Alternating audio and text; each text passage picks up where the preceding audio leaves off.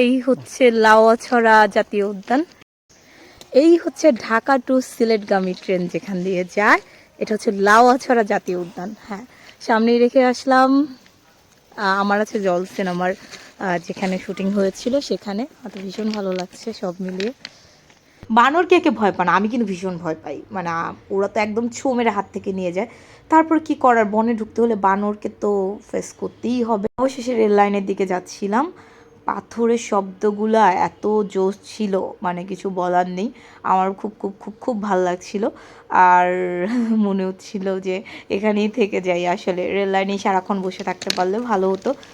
কি আর করার, বসে তো আর থাকা যাবে না। তারপর কিছুক্ষণ বসেছিলাম। এতটুকু বসেও কিন্তু আমার মন ভরেনি। আমার মনে ছিল আরও কিছুক্ষণ থাকা যেত যদি, তাহলে কি না ভালো হতো। সময়টা কেন এত দ্রুত চলে যায় বলেন। আর চাইলেও তো এই বনের মধ্যে রাত কাটানো যাবে না। ভয় লাগে তো, আলটিমেটলি বানরকেই ভয় পাই। মানুষের আসল সৌন্দর্য কোথায় জানেন? তার হাসিতে।